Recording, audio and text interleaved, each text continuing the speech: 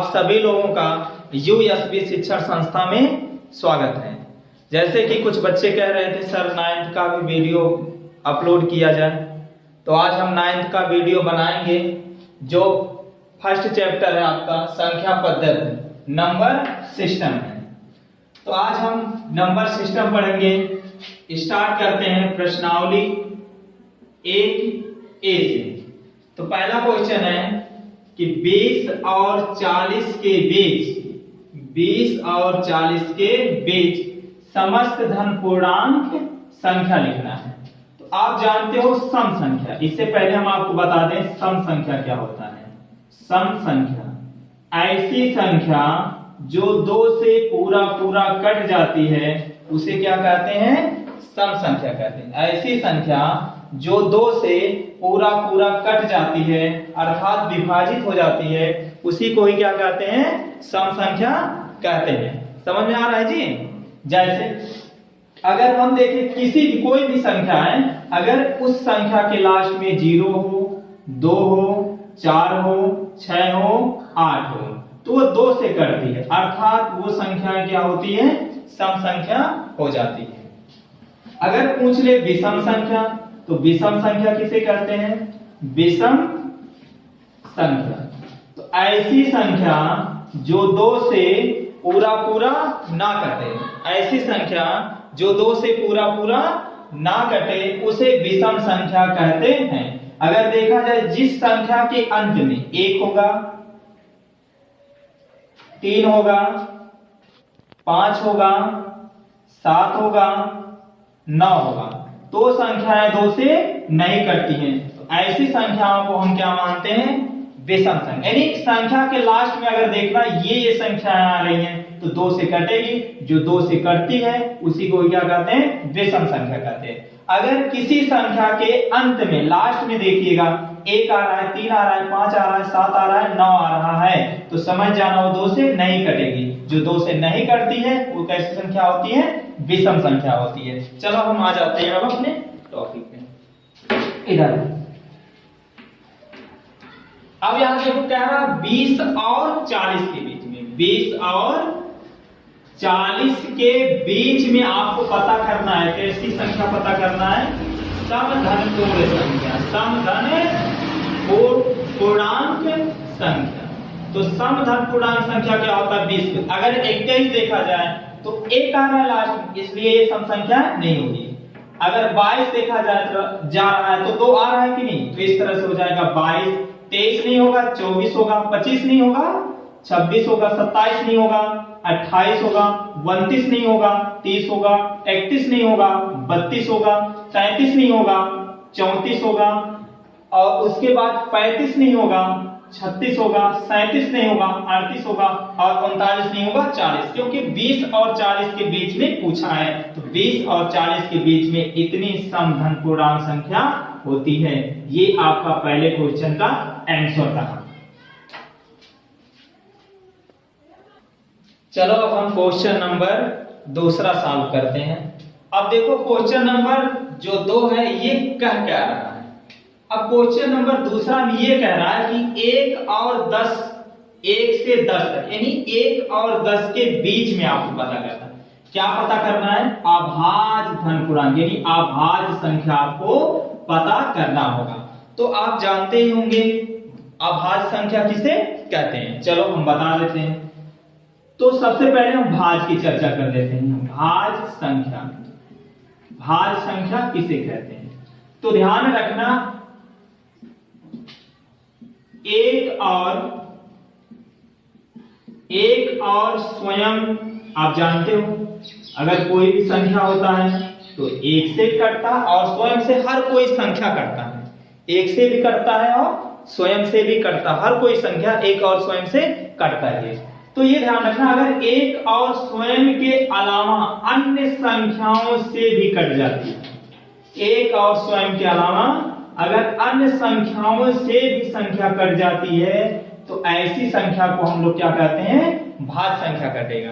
यानी 1 से कटता है और स्वयं से भी कटेगा, लेकिन इसके अलावा देखा जाए और भी संख्याओं से कटे, तो ऐसी संख्याओं को हम लोग क्या कहते हैं? भाज्य संख्या कहते हैं। जैसे अगर एक देखा जाए तो एक से तो कटेगा ही, और स्वयं स्वयं मानी यही संख्या से ही कट जाएगा। तो इस तरह से देखा जाए तो ये भाज्य संख्या नहीं होती है। अगर दो की बात करें तो दो एक से तो कटेगा ही, एक दो एम दो कट गया, और अगर देखा जाए तो स्वयं से भी कटेगा, दो या करने दो।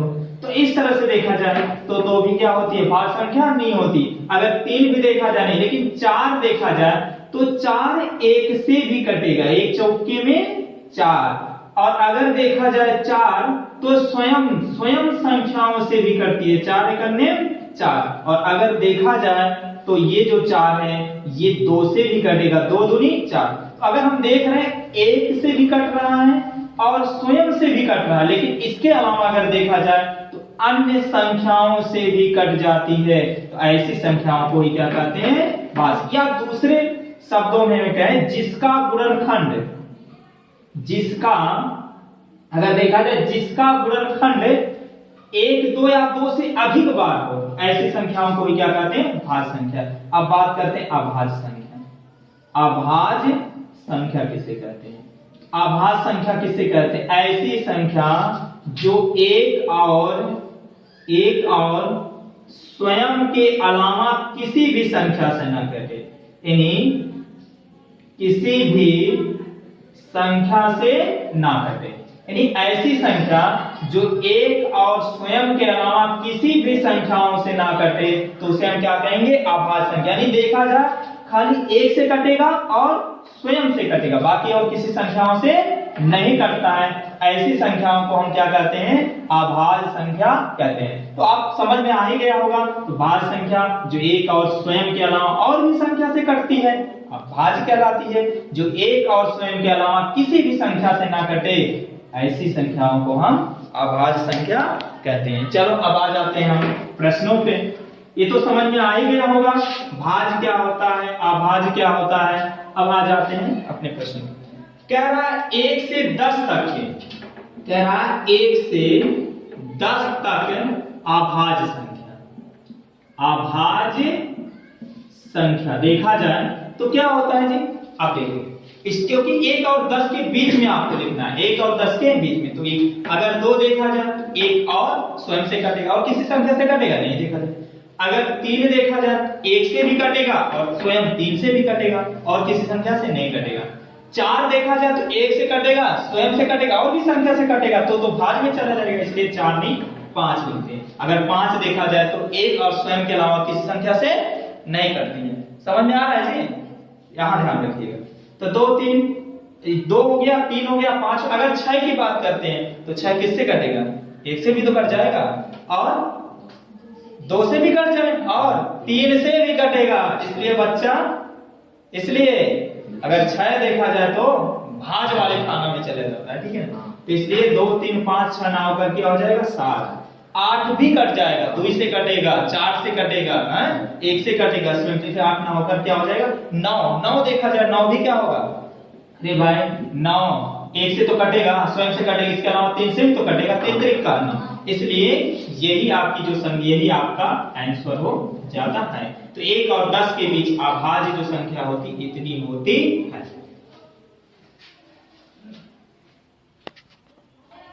चलो बच्चों अब हम प्रश्न नंबर 3 सॉल्व करते हैं।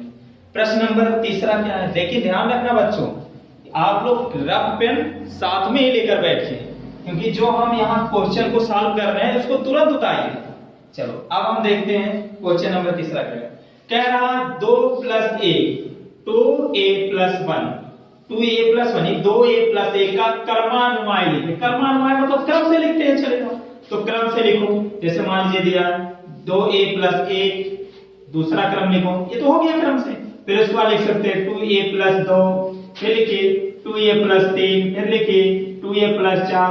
इस तरह से क्रमानुवाय क्रम से लिखते हुए चले जाते हैं। समझ में आ गया। तो इस तरह से इसमें पूछा क्या है कि 2a + 1 का क्रमानुयायी जो आपका पूर्णांक होगा वो क्या हो जाएगा बच्चों। तो यहां ध्यान रखना 2a + 1 था तो 2 लिखेंगे, और पूछेगा तो 2a + 3 हो जाएगा, और पूछेगा 2a + 4 होगा, और पूछेगा 2a + 5 होगा। इस तरह से हम क्रमान्वय माने क्रम से लिखते हुए चले जाते हैं। चलो बच्चों, अब हम क्वेश्चन नंबर कौन सा हल करेंगे? चौथा हल करेंगे। चौथा कह क्या रहा है कि 2/3 का योगात्मक प्रतिलोम बताइए। अच्छा, आपको बता दें योगात्मक प्रतिलोम होता क्या है। योग प्रतिलोम होता है। चलो अच्छा, हम यही लिख देते हैं। योग प्रतिलोम, ऐसे को योगात्मक प्रतिलोम भी कहते हैं। योग प्रतिलोम को योज प्रतिलोम भी कहते हैं। योज प्रतिलोम भी कहते हैं। योज प्रतिलोम पूछ लेगा, इसी को ही कहते हैं। इसी को योगात्मक प्रतिलोम भी कहते हैं, योग प्रतिलोम भी कहते हैं, और इसी को ही क्या कहते हैं? योज प्रतिलोम कहते हैं। देखो, योज प्रतिलोम में केवल चिन्ह चेंज होता है। केवल क्या चिन्ह होता है? चिन्ह चेंज कर देना। अगर प्लस होगा बच्चों तो माइनस कर देना, अगर माइनस होगा तो प्लस कर दीजिएगा। जैसे अगर हम लिख रहे हैं -5 का योग प्रतिलोम बताइए, योग प्रतिलोम बताइए, तो क्या हो जाएगा बच्चों? क्योंकि माइनस है यहाँ, तो इसका तुरंत योग प्रतिलोम क्या हो जाता है? 5 हो जाता है। अगर प्लस 6 है तो इसका योग प्रतिलोम क्या हो जाएगा? माइनस हो जाएगा।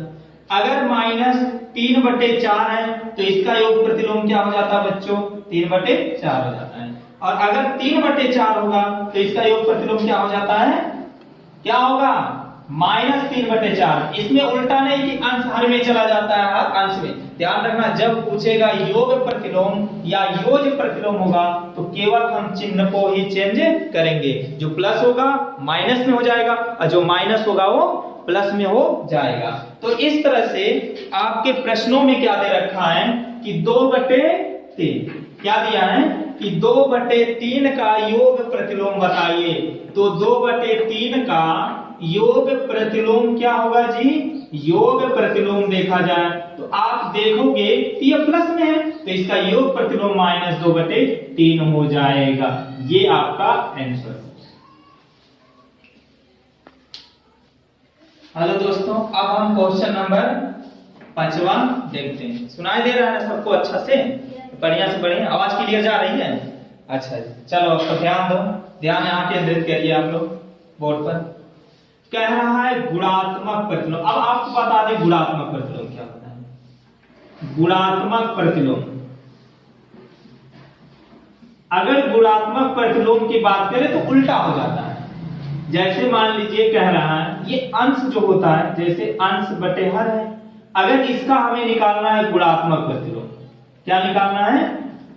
अगर गुणात्मक प्रतिलोम की बात करें तो ये उल्टा हो जाता है। जो हर है वो कहां चला जाता है? ऊपर चला जाता है, और जो अंश है वो कहां चला जाता है बच्चों? नीचे चला जाता है। यानी ये चेंजिंग हो जाता है। जो अंश होता है हर हो जाता है, जो हर होता है वो अंश हो जाता है, गुणात्मक प्रतिलोम। अच्छा, इससे पहले आपको बताए थे योज प्रतिलोम। योज प्रतिलोम या इसी को योगात्मक योग प्रतिलोम भी कहते हैं। अगर ये बात किया जाए तो इसमें केवल चिन्ह चेंज होता है। क्या होता है? चिन्ह। जो प्लस है वो माइनस हो जाता है, और जो माइनस है वो प्लस हो जाता है। प्लस माइनस और माइनस प्लस हो जाता है। लेकिन गुणात्मक प्रतिलोम में उल्टा हो जाता है। जैसे अगर बात करें 3/4 का, अगर 3/4 का आपको बताना होगा गुणात्मक प्रतिलोम बताइए। गुणात्मक प्रतिलोम क्या होगा? 3/4 का गुणात्मक प्रतिलोम क्या हो जाता है? उल्टा हो जाता है। जो हर है वो अंश हो जाता है, जो अंश है वो हर हो जाता है, तो 4/3 हो जाता है। अगर पूछे 6 का गुणात्मक प्रतिलोम बताइए तो ध्यान रखना, इसके कुछ इसके नीचे अगर नहीं है तो 1 होता है, कुछ नहीं है हर, तो 1 हमेशा हर होता है। तो इसका उल्टा करेंगे तो 1/6 हो जाता है। इसी तरह -8/7 का पूछेगा, आपको बताना है गुणात्मक प्रतिलोम होगा, तो माइनस माइनस रख दो, ऋणात्मक ही है, तो 7 कितना हो जाता? 8। यानी 7 ऊपर चला गया, 8 नीचे हो जाता। ये उल्टा हो जाता है। देखो उल्टा हुआ है ना, ये उल्टा हो जाता है। तो इसी तरह से अगर देखा जाए -6 चलो और लिख लेते हैं 8, तो -8 का अगर पूछा जाए गुणात्मक प्रतिलोम बताइए तो इसके नीचे कुछ नहीं, 1 होता है कि नहीं? 1 ऊपर चला जाएगा, 1 बटे क्या हो जाएगा बच्चों? 8 हो जाएगा। चलो इसी तरह से अब हम क्वेश्चन पे आ जाते हैं। क्वेश्चन में क्या कह रहा है, किसका प्रतिलोम पूछा है, किसका पूछा है बच्चों, कह रहा है -5 का गुणात्मक प्रतिलोम बताइए। तो -5 का गुणात्मक प्रतिलोम क्या होगा, -5 है तो कोई चीज चेंज होता ही नहीं, क्योंकि इसके नीचे अगर कुछ नहीं तो 1 होता है बाबू, तो ये ऊपर चला जाएगा और ये नीचे ही उल्टा हो गया। तो 1/5, क्योंकि ये ऋणात्मक है तो माइनस लगा, तो 1/5 ये आपका क्या हो गया, गुणात्मक प्रतिलोम हो गया। यही आपका आंसर हो जाता है। चलो अब हम क्वेश्चन नंबर 6वां सॉल्व करें। क्वेश्चन नंबर 6 क्या कह रहा है, कह रहा है बच्चों P + Q और P - Q की योगात्मक प्रतिलोम। देखिए योगात्मक प्रतिलोम हम बता ही चुके हैं। योगात्मक प्रतिलोम होता क्या है, योगात्मक प्रतिलोम में केवल चिन्ह को चेंज किया जाता है, अगर प्लस होगा माइनस हो जाता है, जो माइनस होगा प्लस। जैसे P + Q का योगात्मक प्रतिलोम, Q + P + Q का योगात्मक प्रतिलोम क्या होगा, अरे भाई ये प्लस में है ना, तो यहां माइनस लगा के लिख दो, तो P + Q हो जाता है। अच्छा इसको हल कर लेते हैं, तो माइनस चिन्हों के साथ माइनस प्लस माइनस Q हो जाते हैं, माइनस और प्लस क्या होगा बच्चों, -Q हो जाता है। ठीक है, अगर हल करोगे तब नहीं, कोई जरूरत नहीं है, आप यहां भी लिख सकते हो पहला। और दूसरा क्या दे रखा है, कह रहा P - Q का भी बताओ, P - Q का भी बताओ, क्या बताओ, योगात्मक प्रतिलोम। तो ये प्लस में है, आगे यहां देखो आगे प्लस है ना, तो यहां हो जाएगा माइनस क्या होगा, P - Q हो जाएगा। थोड़ा सा अगर हल करना चाहते हो तो इसको हल करो, माइनस प्लस माइनस P लिख लो, फिर माइनस प्लस क्या Q लिख लो।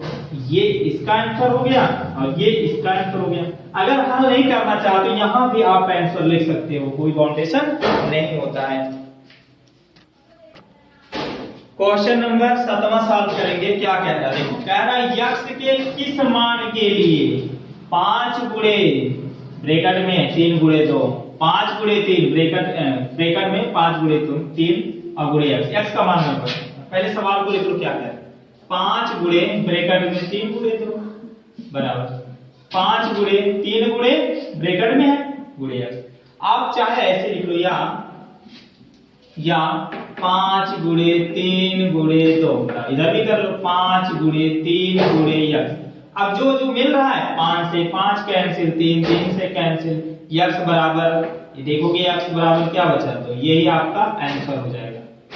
या अगर नहीं समझ में आता तो ऐसे आप गुणा भी कर लो, चलो गुणा करो, 5 तिया 15 और 15 दूनी 30, क्योंकि सब देखो गुणा ही तो है, 5 गुणे गुणे सब गुणा ही तो है, इधर भी कर लो 5 तिया 15 और x से करोगे 15, तो या आप ऐसे ही लिख लो 15x बराबर 30। ये गुणा कर रहा बच्चों, इधर जाएगा तब क्या करेगा भाग, तो x बराबर होता है 30/15। अब क्या कर लो 15 का भागा 30 में दे दो, 15 दूना 30, 15 करने में 15, 15 दूना 30, तो x बराबर आपका 2 आ जाता है। चाहे ऐसे लगाओ डायरेक्ट या तो ऐसे लगाओ। ओके, अगला क्वेश्चन है बच्चों प्रश्न नंबर 8वां। प्रश्न नंबर 8वां क्या कह रहा है, देखिए कह रहा पूर्णांकों में ऐसी कौन सी संख्या है बच्चों जो स्वयं की योज प्रतिलोम संख्या यानी वही हो जाता है। ऐसी कौन सी संख्या है जो उसी का अगर योज प्रतिलोम किया जाए वही संख्या हो जाता है। तो ऐसी कोई संख्या नहीं, अगर 1 देखा जाए तो -1 होगा, 2 देखा जाए तो -2 होगा, अगर -2 का करते हैं तो 2 हो जाता है, -3 का करते हैं तो 3 हो जाता है। तो केवल ऐसी संख्या वो कौन सी संख्या है बच्चों, केवल वो ऐसी संख्या 0 है, जो 0 क्या होता है माइनस है, 0 जो होता है माइनस और प्लस दोनों होता है। इसलिए अगर देखा जाए 0 ऐसी संख्या है जो स्वयं का क्या है, जो स्वयं की योज प्रतिलोम है, प्रतिलोम होती है, योज प्रतिलोम होती है। केवल जीरो ऐसी संख्या, क्यों? क्योंकि ये प्लस और माइनस दोनों में होता है, ठीक है। तो इसलिए केवल जीरो, अगर जीरो का पूछा जाए योज्य प्रतिलोम तो क्या हो जाता है? जीरो ही होता है। बाकी और किसी संख्या में तो जो चिन्ह होगा वो चेंज हो जाता है, और ये प्लस और माइनस दोनों में होता है, इसलिए जीरो का योज्य प्रतिलोम जीरो ही होगा। तो वह संख्या क्या है? जीरो है।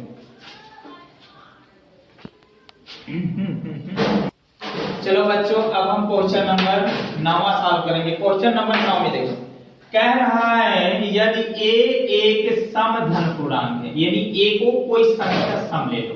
कैसी संख्या? सम संख्या आप ले लो। ओके, फिर कह रहा तो आपको बताना है, आपको कह रहा बताइए कि ये जो संख्या होगा, यानी a बराबर हम कोई सम संख्या लेंगे। आप सम संख्या में ले सकते हो, चाहे 2 ले लो, ठीक है, चाहे 4 ले लो, चाहे 6 ले लो, चाहे 8 ले लो, इस तरह से जो भी ये संख्या, चाहे 12 ले लो, चाहे 14 ले लो, यानी कोई भी इसमें से a बराबर आप ले लो। फिर इसको हल करके आपको बताना है ये सम संख्या है कि विषम संख्या है। चलो हम पहले उसको लिख लेते हैं। क्या यहां ले लेते हैं, हम ले लेते हैं a बराबर कोई सम संख्या, चलो 2 ही ले लेते हैं, सम संख्या है। ओके, आपको हल क्या करना है? a माइनस 1 और a प्लस 1 आपको बताना है ये सम होगा कि विषम होगा। मान रख लो a बराबर 2 लिख लो, माइनस 1, फिर यहाँ a बराबर देखो 2, यहाँ पे 2 है ना, a की जगह पे 2 रखो, प्लस है प्लस, 1 है 1। अब यहाँ देखो 2 में से 1 गया 1 गुणा और 2 1 कितना होता है? तो 3 करने हैं।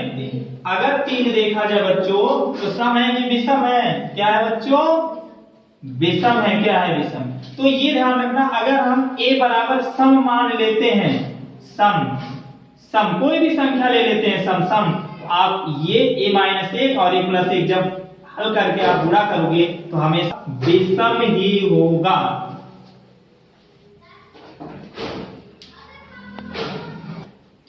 चलो बच्चों, अब हम क्वेश्चन नंबर 10वां सॉल्व करेंगे।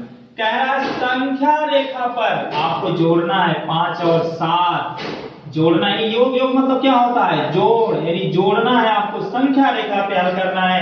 5 और 7 कितना होता है? एक संख्या रेखा खींच लो, खींच लिए। ओके बच्चों, ये 0 हो गया। आप जानते हो ये 0 की ये दाहिना तरफ है ना, ये देखोगे तो दाएं तरफ में, अगर दाएं तरफ देखा जाए तो क्या होता है बच्चों? प्लस ही प्लस होता है। अगर बाएं तरफ देखा जाए तो बाएं तरफ क्या होता है बच्चों? आप जानते हो माइनस ही माइनस होता है। तो इस तरह से ऊपर जाएंगे प्लस ही प्लस, नीचे आएंगे माइनस ही माइनस, इतना तो आप जानते ही होंगे। चलो अब लिख लेते हैं 1 2 3 4 5 6 7 8, कोई काउंटेशन नहीं, जितना इच्छा के उतना लिखो, लेकिन अंकों को देख करके। -1 -2 -3। अब देखो कह रहा 5 सिस्टम, यानी आपको जोड़ना क्या है? योग मतलब 5 प्लस 7 को जोड़ करके आपको बताना होता कितना है, लेकिन किस पर? संख्या रेखा। तो 5 कदम 5 है, पहले 5 कदम 0 से ही शुरू कर देते हैं। 5 1 2 3 4 5। चलो बच्चों 5 कदम चले। फिर कह रहा है नहीं और चलो, कितना चलना है बच्चों? 7 कदम, थोड़ा सा और ये बना लो बच्चों, कम हो जाएगा, 9 हो जाएगा, 10 हो जाएगा, 11 हो जाएगा, 12 हो गया, 13 हो गया। इस तरह फिर कह रहा है 7 कदम और चलो। क्या ना, देखो कह रहा पहले 5 कदम चलो, हमने 5 कदम चला, 1 2 3 4 5। फिर कह रहा पहुंचे, फिर कह रहा अब 7 कदम और चलो, चलो स्टार्ट करो। 1 2 3 4 5 6 7, तो 7 कदम चलेंगे तो कितना हो जाएगा? 12। 1 2 3 4 5 6 7 12 चल गया कि नहीं बात? तो इसलिए यहाँ से स्टार्ट करके यहाँ मिला। तो हमने ये 5 कदम चला, उसके बाद यहाँ 7 कदम चला, और टोटल देखा जाए तो कितना हो जाता है? 12। तो इस तरह से आपका आंसर। चलो बच्चों, अब हम क्वेश्चन नंबर 11वां सॉल्व करेंगे। क्वेश्चन नंबर 11वां क्या कहता है? क्वेश्चन नंबर 11 कह रहा निम्नलिखित कथनों में से कौन सा कथन सत्य है और कौन सा कथन असत्य है, यही क्या करना है आपको बताना है। चलो, 2 धन अभाज्य पूर्णांकों का गुणज सदैव गुणा करना है, यानी 2 अभाज्य पूर्णांकों का क्या करना है? गुणा कर देना। चलो हम ए का देखते हैं, यानी कह रहा है अभाज्य गुणा आभाज से अगर हम करा रहे हैं तो क्या होगा वही आपको पता करना होगा। ठीक है जी, अगर आभाज संख्या गुणा आभाज संख्या करते हैं तो क्या होगा वही आपको पता करना है। तो आभाज आपको बता ही दिए पहले कि ऐसी संख्या जो एक और स्वयं के अलावा किसी भी संख्या से ना कटे, ऐसी संख्या को आभाज कहते हैं। तो जैसे मान लीजिए बात करते हैं 4, 4 क्या है आपका भाज हो जाता है। चलो 3 ले लेते हैं, 3 एक और स्वयं के अलावा किसी संख्या से नहीं कटेगी, 3 ले लिए और यहाँ क्या ले लेते हैं और कोई ले लेते हैं 11 ले लेते हैं, 11 किसी से कटेगा नहीं कटेगा, तो 11 3 33। तो 33 देखा जाए तो कि अगर 11 यहाँ हम लिख लेते हैं बच्चों 11 33, अगर 33 देखा जाए तो 1 से कटेगा, स्वयं से भी कटेगा और 11 से भी कटेगा। इसलिए अगर देखा जाए आभाज गुणे आभाज करते हैं तो क्या हो जाता है बच्चों, भाज होगा। क्या होगा, भाज होगा। तो ये कथन पूछ रहा है पहला सत्य है कि असत्य है। तो पहला देखा जाए तो क्या है बच्चों, गलत है, यानी आप लिखोगे यहाँ असत्य है। क्या है, असत्य। यानी अगर आभाज संख्या गुणे आभाज संख्या से होती है तो हमेशा ध्यान रखना बच्चों भाज संख्या ही होगा।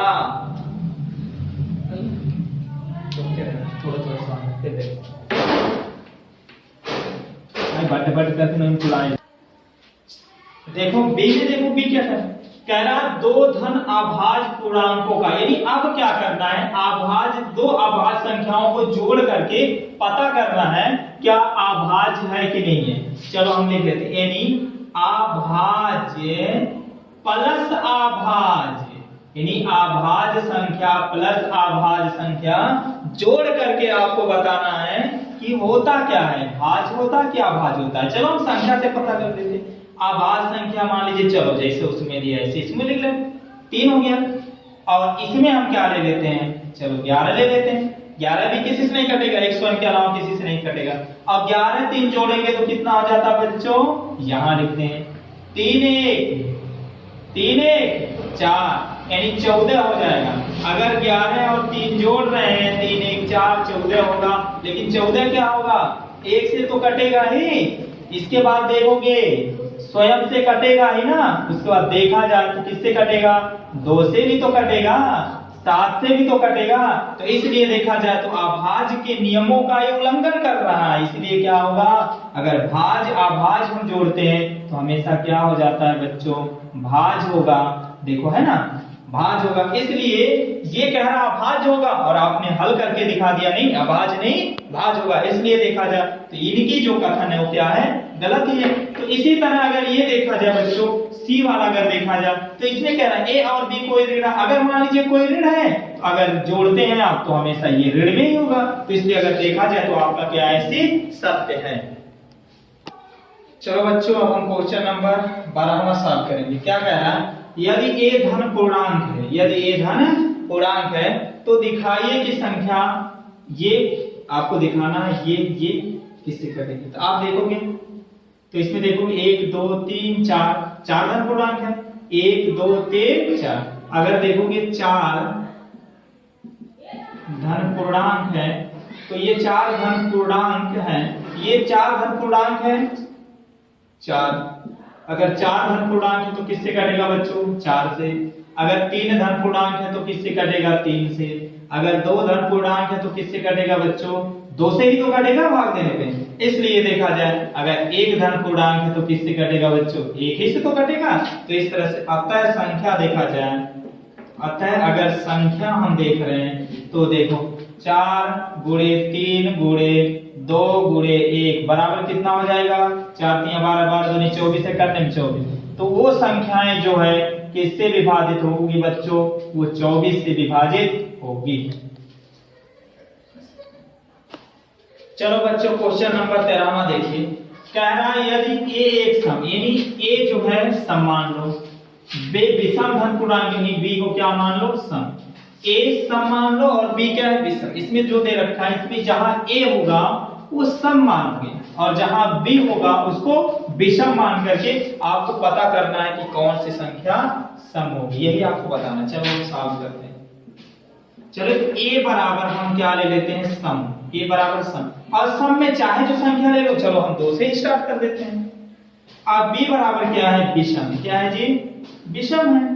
तो विषम में हम चलो 3 से ही ले लेते हैं। पहला क्या कह रहा है बच्चे, देखो यहाँ दिया है ना, तो यहाँ आप दिया हल करते जाओ एक एक का। तो a स्क्वायर दिया तो a स्क्वायर सम, सम आपका है ना, a बराबर सम है, देखो सम सम a स्क्वायर यानी 2 का स्क्वायर है, तो 2 दूनी 4। तो 4 क्या है, सम है कि विषम है? क्या है जी, सम है ना। तो इसलिए अगर इसको देखा जाए तो क्या है बच्चों, सम। क्या है जी, सम है। इसी तरह से b स्क्वायर देख लेते हैं।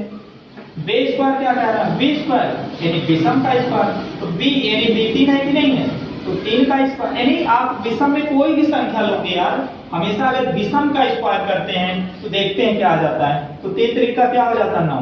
अगर हम विषम का स्क्वायर करते हैं तो 9 क्या है आपका, विषम ही तो है। क्यों भाई, 2 से कटेगा नहीं, कटेगा, इसलिए क्या है 9 विषम है। तो ये आपका 9 क्या हो जाता है बच्चों, विषम होगा। इसी तरह से a प्लस बी यानी a यानी सम, यानी यही तो कह रहा है a प्लस बी, a आपका सम है यानी 2 प्लस, अब b आपका विषम यानी 3, 3 2 5। तो अगर सम और विषम को जोड़ रहे हैं तो क्या होगा, सम होगा कि विषम होगा? तो आप देख लो यहाँ पे क्या होगा बच्चों, विषम होगा। तो इसके जगह पे हम क्या लिखेंगे, विषम लिखेंगे। इसी तरह से a गुणे b की बात करते हैं, a गुणे b, तो a आपका सम है और b क्या है, विषम है। तो a बराबर 2 है, 2 गुणे, और b बराबर कितना है, 3। तो 3 दूनी 6, तो 6 क्या है, क्योंकि 2 से कट जाएगा कि नहीं, तो इसलिए 6 देखा जाए तो क्या है बच्चों, सम है। क्या है, सम है।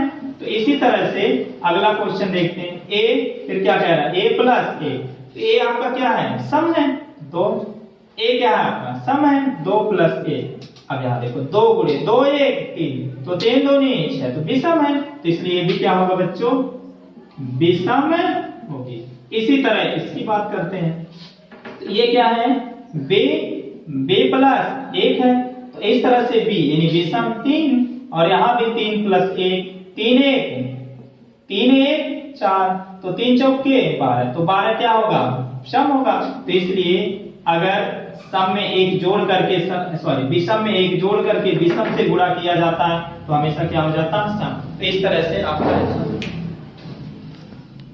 सॉरी बच्चों, इसको देखा जाए तो अगर थोड़ा देख लेते हैं इसके, तो आपका 2 यहाँ देख लो एक मिनट, a है और ये क्या, a प्लस 1 है, ठीक है ना। तो अगर देखा जाए 2 है और यहाँ भी 2 प्लस 1 है, तो 2 गुणे 2 ये कितना होगा, 3, तो 3 2 नीचे, तो इसलिए यहाँ हम विषम लिख दिए थे, लेकिन ये क्या होगा बच्चों, सम ही होगा। चलो अब हम अगला क्वेश्चन पे ध्यान रखते हैं अपने। चलो बच्चों अब हम देखते हैं 14वां क्वेश्चन में कह रहा है कि ये जो क्वेश्चन है किस नियम का पालन करता है। यानी ध्यान रखना, गुणा करने का नियम होता है, जोड़ने का भी नियम होता है, ठीक है। ये सब नियम पर ही आधारित होते हैं, ऐसे नहीं चाहे जैसे हम गुणा कर ले चाहे जैसे जोड़ ले, नहीं, सब नियम पे आधारित होता है। तो इस तरह देखा जाए तो 3 गुणे 8 प्लस 7, और इधर देखा जाए तो 3 गुणे 8 है और 3 गुणे 7 है। अगर इस तरह से देखा जाए हो तो किस नियम का पालन करते हैं, तो ये वितरण नियम का पालन करते हैं। तो इस तरह से देखा जाए, यहाँ आप देख रहे हैं कि ये देखा जाए सहचर्य नियम का पालन करते हैं, और अगर ये देखा जाए 3 गुणे 2 2 गुणे 3, क्रम को चेंज हुआ है कि नहीं। अगर यहाँ देखा जाए तो 3 गुणे 2 है, और यहाँ देखा जाए तो पहले 2 है कि नहीं, यहाँ बाद में 2 है, तो 2 गुणे, क्रम को चेंज किया गया है कि नहीं। तो इसलिए अगर देखा जाए तो क्रम विनिमय नियम है। और अगर यहाँ देखा जाए तो ये क्या, 3 गुणे 5, और यहाँ भी क्या हो जाए 3 गुणे 5, तो इस तरह से a बराबर 5 दिया। तो अगर इस तरह से हो क्वेश्चन तो 3 गुणे 5 देख रहे हो ना, दोनों बराबर इधर। तो इस तरह से देखा जाए तो ये निरसन नियम का पालन करते हैं। जो हम इस क्वेश्चन का लास्ट प्रश्न सॉल्व करेंगे। इस प्रश्नावली का क्या कह रहा है, संख्या रेखा पर जितने को दर्शाना यानी प्रदर्शित करना। एक संख्या रेखा खींचिए, ठीक है, स्टार्ट करिए, 0 1 2 3 4 5 6 7। आपको पता है दाहिनी तरफ सब प्लस में होता है, और बाएं तरफ आ जाते हैं तो माइनस में होता है, -1 -2 -3 -4 -5 -6। तो संख्या क्या दर्शाना है, तो -5 है तो ये कर देना ऐसे, ये मान लो इसको। इस तरह से -2 है कहां पे, यहाँ पे, इसको कर देना, दर्शा देना, ये b रख देना, जीरो है, जीरो को दर्शा देना, सी रख देना। इसी तरह एक को दर्शा देना, ऐसे ए बी सी डी कर देना। इस तरह से दो को दर्शाना, ए बी सी डी ई कर दो। इसी तरह दो के बाद 3 4 ना करके 5 को कहना दर्शाने के लिए A B C D E F कर दीजिए। बस यही आपका आंसर हो गया। इस तरह से आप पूरा वीडियो देखिए और चैनल को सब्सक्राइब करिए और लोगों तक ज्यादा से ज्यादा पहुंचाइए। धन्यवाद।